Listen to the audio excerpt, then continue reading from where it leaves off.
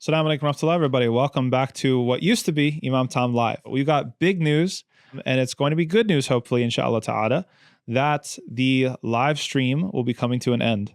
Well, wait a second. How can that be good news? It's going to be good news because it's going to make way for 2 or 3 new programs that we're going to be doing through Yaqeen Institute, hosted by myself. So stay tuned for that. You can continue to expect the weekly program being uploaded. Unfortunately, I will miss interacting with you all. We had a really nice run, but hopefully, inshallah, this is paving the way for something greater in the near future. Now, when it comes to the past week, we've had certainly, subhanAllah, a lot of stuff going on. All of our hearts are bleeding because we've seen the attack on those hospitals yet again. And subhanAllah, some people have said that this is a war on children. And we could also say that the last 12 months, it's been a war on hospitals. How many hospitals have been bombed? How many times have we seen people evacuated from hospitals in wheelchairs or being carried out, hooked up to IVs, you name it? Things that I think for many of us, we never, ever could have imagined seeing. And so some of the horrifying images that came out of this past week's hospital attack on Al-Aqsa and Shifa Hospital were people being engulfed in flames as they're hooked up to IVs, as they're still on their hospital beds. Truly, truly horrifying images. And someone pointed out to me, subhanAllah, a connection that hadn't occurred to me, which is that it's almost as if we're being given a preview into hellfire. Not to say, of course, that the people who died in this sort of tragic way are in heaven, martyrs, inshallah. But that when we think normally, you walk around and you see people and you might say, okay, this person, they have their private lives and I don't want to sort of interfere or anything, or I don't want to be noticed as a Muslim, or I don't want to explain Islam to them and sort of hide your Islam away. But when you see people actually burning up, it reminds you of the hellfire, and it makes you both scared for yourself and it makes you also, hopefully, more empathetic to other people and trying to represent Islam in the best possible way to minimize the amount of people that end up in that particular way in the hereafter. Sha'ban was the name of one of the martyrs. The video of him was particularly gruesome, and it's important that we remember their names and their stories. And he was a hafiz of the Quran. He was somebody who has avoided and dodged many near-death experiences in the last 12 months, and somebody beloved to his family and his community.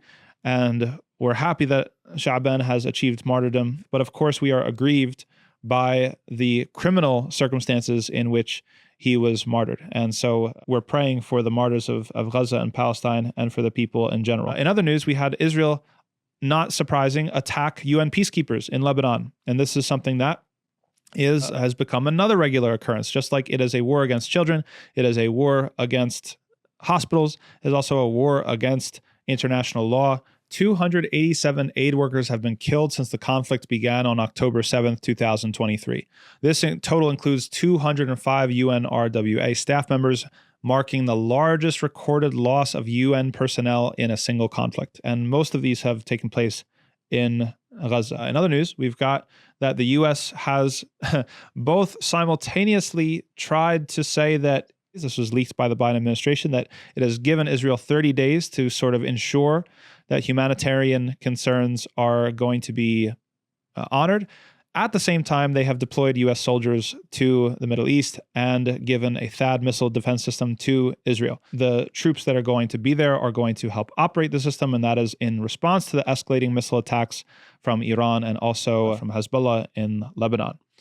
And so this is sort of another sort of technique that we've seen from the incumbent administration of sort of saying one thing and then doing something else entirely. Here at home, we've had a tragic incident in Detroit where a 7-year-old girl named Saida Meshra had her throat slashed by a man in a Detroit park in what is a brutal and infuriating attack committed by someone who was a 73-year-old man identified as Gary Lansky, who did it with a pocket knife. Now, somehow this is not being charged as a hate crime. Lansky is being charged with assault with intent to murder and felonious assault, but is not facing hate crime charges despite the political context and despite the potential symbolic significance of what's going on. Obviously, this has sparked outrage in the community. No secret to anybody, Detroit is the home of one of the largest Arab American communities in the country. it looks fishy. Let's just put it that way. So we ask Allah subhanahu wa ta'ala to give patience to the family. Finally, one of the clips that have gone viral in the past week, we had Mehdi Hassan giving sort of a plea to the Muslim communities. What I want to address here is one of the sort of the secularist claims that Mehdi made in his video, the trope or the sort of suggestion that Mehdi was making that faith has nothing to do with politics, that the imams are abusing their station, or that they are weaponizing Islam, that they're blackmailing people spiritually into doing this or that political action. And this is a very, very problematic framing because, as we know in Islam, we don't have this bifurcation between our private sort of secularized faith and our public secular existence, that we see our faith informs everything that we do. And that your political decisions are also moral decisions. They have moral dimensions to them. That how you vote, how you spend your money, the policies that you support one way or another, you could face consequences in the afterlife because of it. You will stand in front of Allah subhanahu wa ta'ala and you will be asked, what did you do with your opportunities? What did you do with your vote? What did you do with your freedom? What did you do with your ability to speak? And if you did something that contributed to the suffering of another person, or spread corruption on earth, or spread harm, or spread oppression, then that is something that you will be spiritually liable for unless Allah chooses to forgive it. And so to attempt to artificially separate these two things is a very, very surprising, but also, I guess, non-surprising tack. We hope that we do not leave our faith at the door when we walk into the polling station on November 5th. We hope that our faith guides our actions, all of our actions, from something as simple as how we use the bathroom to how we vote, to how we organize politically. Remember that this is something that the companions were proud of. When they were asked by the Quraysh in a sort of mocking way, it's like, you even follow instructions about how to use the bathroom. And they said, yes, proudly. We have guidance for how to use the bathroom and clean ourselves. That Islam is something that touches every aspect of your life. It's not just for the mosque. And now it's time for our next segment, which is tafsir. Moving on to Surah Al-Kafirun. And the question is, what is the unique word that appears in Surah Al-Kafirun that does not appear elsewhere in the Quran? Remember, this is one of the linguistic miracles of the Quran. 114 chapters. Every single chapter has at least one word that does not exist in any other chapter. And in Surah Al-Kafirun, the word is abadtum. Allah subhanahu wa ta'ala, when he's telling the Prophet Muhammad sallallahu alaihi wasallam what to say, saying, say to the people who are fighting you, the people who have rejected and denied faith, that I don't worship what you worship, and you don't worship what I worship, and I am not a worshiper. So we're going to talk about that in a second. And I do not worship what you have worshipped. So abadtum, which is a past tense verb for the second person plural, is a word that does not exist anywhere else in the Quran outside of Surah Al-Kafirun. It's actually very important whether Allah subhanahu wa ta'ala is talking about something using verbs or nouns. That in Arabic, a verb indicates something that is a repetitive action that takes renewal. Okay? So when Allah subhanahu wa ta'ala says, for example, Ya ayyuhalladhina amanu, he is saying, oh, you people who have believed. Literally, in the past you have believed. He's putting it in tense of a verb because that belief requires continual maintenance and upkeep, that you could change your mind, you could stop doing it, right? And so it's almost a subtle implicit reminder to renew your faith, to keep doing the things that make you somebody who is a believer. Now, on the flip side, if Allah subhanahu wa ta'ala uses a noun, that this indicates not a verb that is more transient, that requires continuous upkeep, but rather a more essential state. So when Allah subhanahu wa ta'ala says in this ayah, Ya ayyuhal kafirun, he didn't say Ya ayyuhal ladina kafaru. He said, Ya ayyuhal kafirun. Oh, you who have, basically, you have doubled down, your essence is to deny. Like you have made it your thing, it's not going to change, right? That is one of the subtleties of the word choice that Allah uses here. This surah is addressing the people who denied Islam, that he's using the noun, which indicates that it is something that is essential to them, something that it's not like they're on the fence. It's not like they want to know more. It's not like they have some doubts that they want clarification for. No, their determined position is one of denial. And we've seen this elsewhere in the Quran when Allah says that there are certain people that if you were to show them every single ayah, every single miracle, respond to every single thing, they would still not believe. So their doubts or their questions are not genuine good faith doubts or questions, that they are rather excuses. This is the type of person that we're talking about, right? And this is the type of person Allah references in Surah Al-Baqarah. He says, سَوَاءً عَلَيْكُمْ أَأَنذَرْتَهُمْ أَمْ لَمْ تُنذِرْهُمْ لَا يُؤْمِنُونَ, that it's the same whether you warn them or not. This is the type of person that we use the ism for, that we use the noun for, the type of person who is essentially and fundamentally and through they have resolved upon denying, no matter what. What should we say to them? لا أعبد ما تعبدون.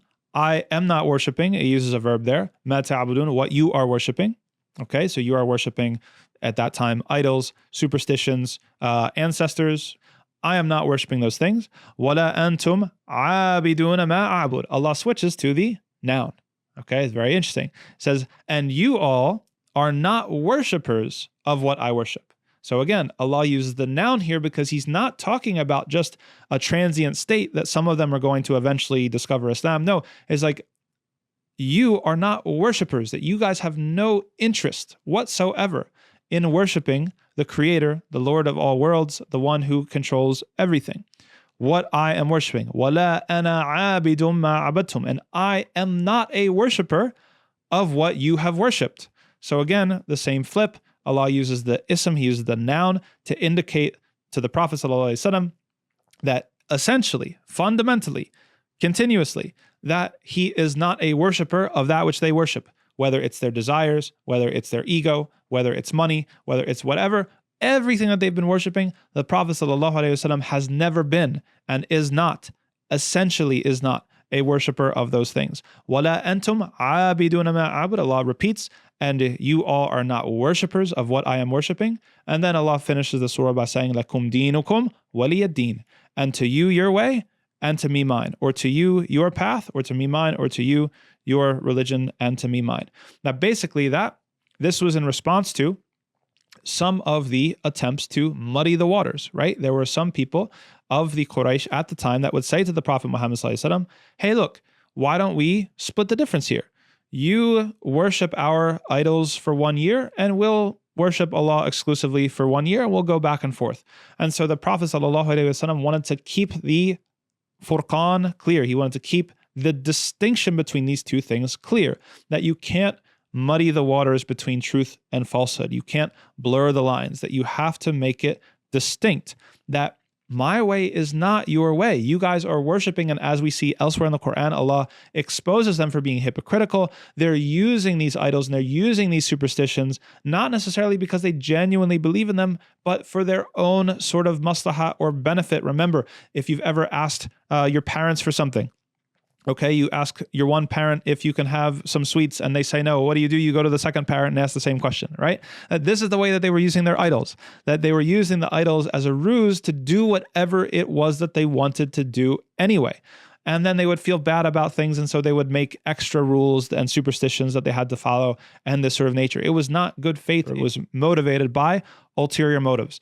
And so that type of practice cannot mix whatsoever for a second with true, genuine submission. And remember that Islam means submission to Allah's will and decree. That means that the attitude of a Muslim is that no matter what comes down from Allah in the Quran or the Prophet ﷺ, we agree, we submit, we'll do it. We're not going to try to find loopholes. We're not going to try to find workarounds. We're not going to try to misinterpret or play with it or whatever. Our disposition towards Allah's guidance is one of submission, which is completely different from the attitude, orientation, and disposition of the people that were habitual deniers. And now turning to our personal development section, we've been completing this book together, Atomic Habits by James Clear. We've been benefiting from the 4 fundamental rules of building good habits, which make it obvious, make it attractive, make it easy, and make it rewarding. So we've come a long way. We're in law number 3, make it easy. He talks about energy and motivation is precarious and it fades quickly. How many times have you woke up in the morning, you say, yep, today's the day. I'm going to change my habits. I'm going to do this. I'm going to do that. It's going to be different. You've got high motivation. You work out. You do Quran. You read a book. You do all these things. You eat healthy. You cook a good meal. And then what happens? What's tomorrow like? What's a week later like? Your motivation evaporates into thin air. Motivation is precarious. It fades quickly. We can also see this from a different angle, that most of the things that you do automatically without thinking about it. They are things that take very, very little motivation to do. So imagine you scrolling your phone. Imagine you vegging out on the couch, binging Netflix.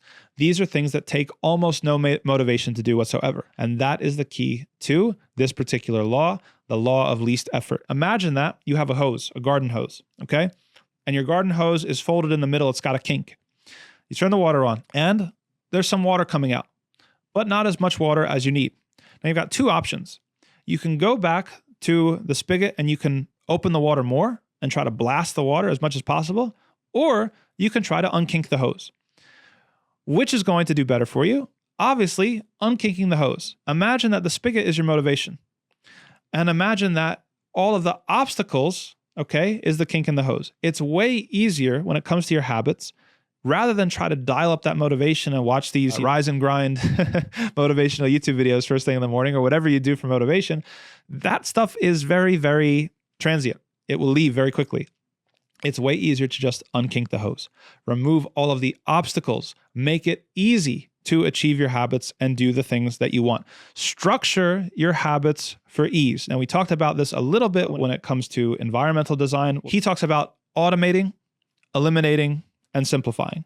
So anything that you're able to automate, automate it. This is why, rather than write a check for your bills, remember we used to do that back in the day, your electricity bill, your phone bill, right? You get out the checkbook and you write it and then you balance your checkbook, you send it in the mail, you got your stamps right there next to you. Nobody does that anymore, except for people my parents' generation. You have it on your phone. You set up auto pay. Boom, it goes out automatically every month. You don't have to worry about it because you automated it. Automating your habits makes them very, very easy to make sure that you never miss. Eliminating, what is he talking about by eliminating? He's talking about subtracting any of the disruptive, distracting elements that you might have. Okay, there's a principle even in group work called addition by subtraction. Sometimes there's just one person in the room that just makes it difficult to get anything done. Sometimes you take that person out and then the team all of a sudden is unlocked and unleashed and they can do what they came to do. So there are things like that in your life. One of these things is clutter, right? Clutter is a big thing that stops people from doing their habits. And that's why one of the things that he advocates for is what he calls resetting the room. It's a very, very good habit to get into, that when you're done in a room, you reset it for the next action that you're going to do later. So imagine rather than you sit down to a meal and you've got your plates and you've got your silverware and you eat, and then you've got the kitchen's kind of a mess, you've got your pots and your pans, and you eat lunch, then you run out the door because you have to make your next appointment. All right. Now, when it comes to you come back later in the day and it's time for dinner, the house is a mess. You not only have to cook, but you have to clean up everything from before and then cook. That's when you reach for your phone and order out, because you would rather do that and it's easier than resetting the room. If your gym clothes are dirty or your jogging outfit's dirty or you don't know where your running shoes are, you wake up in the morning, you're like, all right, I'm going to go for a jog today, and you spend 15 minutes trying to hunt your shoes down. Okay, it's very, very unlikely that you're going to be able to actually complete that activity. So in order to make it easier for you, reset the room. You can flip this for bad behaviors, okay? So for every bad behavior that you have, your job is to make it inconvenient. Your job is to make it difficult. Your job is to make it less easy. So if you watch too much TV, try unplugging the TV after every time that you're done watching it. Just that simple action of having to plug it in and then fire it up is going to stop you from watching it unnecessarily. Your phone, that's the big one, right? Try actually turning off your phone. You know that it takes a good minute or 2 minutes for your phone to boot up, right?